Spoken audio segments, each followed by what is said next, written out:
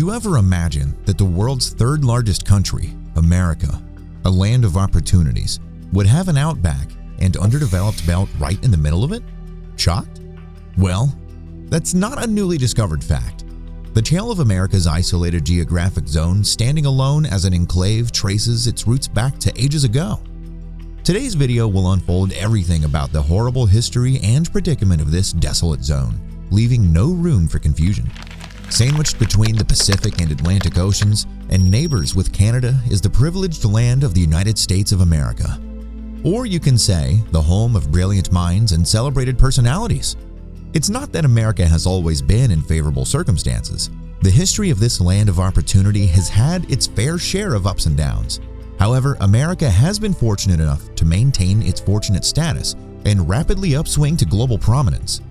But did you know that America's economy is driven and flourished by just its east and west geographic zone, while the middle land patch sits sluggishly amidst them? Scrutinizing America's maps, you will find that this geographic giant is almost like a fish, with the fish head at the west region and the region stretching from the tail to almost the middle as the east region. And right in the middle is the thin central belt. Delving more into the geographic details, you will discover that the central abandoned region is bordered by the Canadian border and the Texas Rio Grande Valley, and that the belt has more or less plains and populous urban areas are like a needle in a haystack. In fact, the entire middle region is made up of a few sparsely populated cities. To have an estimate of it, the census data reports that the most populated Middle Belt city, Oklahoma, has not more than 1.5 million residents. Another shocking report claims that America's Central Belt has just 3.1 million occupants. So what's making people avoid residing in these areas? Has geography anything to do with it? Could it be resource scarcity to be blamed? Let's find out. Not long ago, America's eastern sector took off on a new journey of advanced infrastructure and innovative transformation owing to its jackpot of resources. Even today, the eastern half is America's economic epicenter as approximately 80% of the United States population lives there. As we shift to the left of this concentrated region, this demographic challenge dwindles to only 20%. So, what could be the culprit behind this wacky demographic pattern? Well, it turns out that a host of factors played into it, including America's geographic features and, of course, the origin of the United States. To have a clear picture of it, consider the example of insects that build their tiny colonies and gradually expand them. The same happened a few centuries back, when America first appeared on the map as a series of tiny, connected colonies originating from the British Empire. These colonies first covered the eastern coast, and within a blink of time, life bloomed and spread across the entire map of America, as we know it today. Now that we have the question of how United States' eastern half is more jam-packed out of the way, let's have a look at the aspects that have paved the way for development in the western half.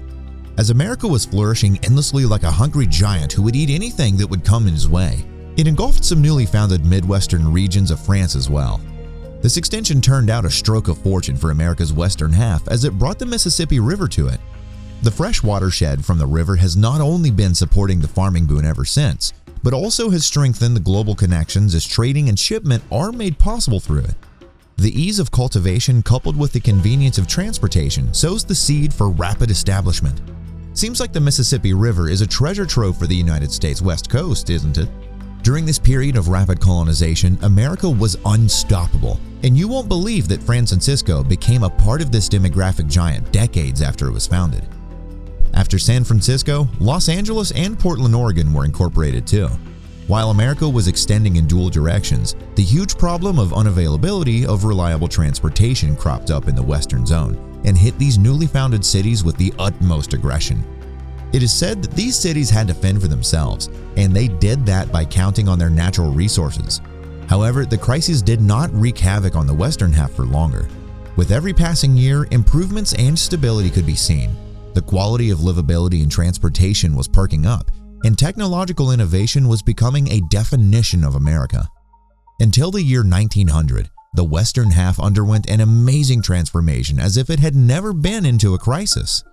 When the insane government of America had its eyes covered with the hunger for power, they did a huge injustice to the central belt that connects the eastern zone with the west. A shocking fact about this vacant, undeveloped area is that it has less population than any other existing state in the United States. despite covering a whopping area of 350,000 square miles, which is approximately 12% of the United States geographical area. With this interesting development in the story, the question, how empty is the United States Central Empty Zone, must have popped into your head, hasn't it? Well, we've looked it up for you, and statistics has something interesting to reveal. It is found that the underpopulated belt is a network of America's thinly populated states, including Montana with a human count of 1.104 million, South Dakota with 895,376 inhabitants, North Dakota with a population census of 774,948, and Wyoming with a population of 578,803 people. This brings us to our next point, which is the painful story of the 5 tribes that used to live in the Central Zone in the mid-1800s. These tribes put cruelest resistance to the United States military, and in response to the violence, the U.S. military wiped many of these tribal people off the map, and some of them were forced to relocate. At that time, the West Zone had already outstripped this vacant region. It was not that things had been worse for this vacant region's inhabitant before.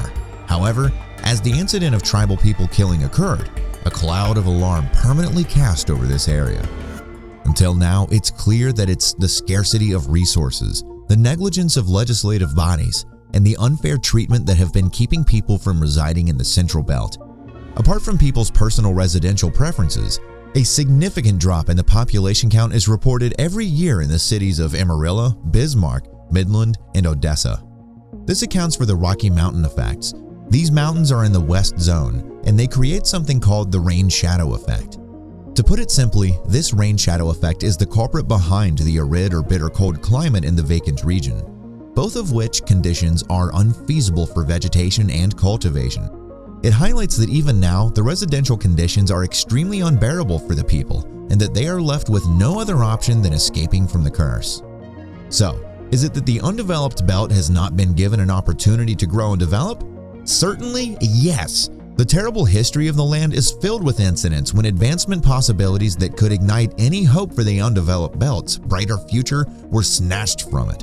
In fact, with the present climatic conditions, challenging topography, and resources shortage, the upcoming years could be bleak and uncertain. However, persistent and tireless efforts can turn out fruitful in this regard.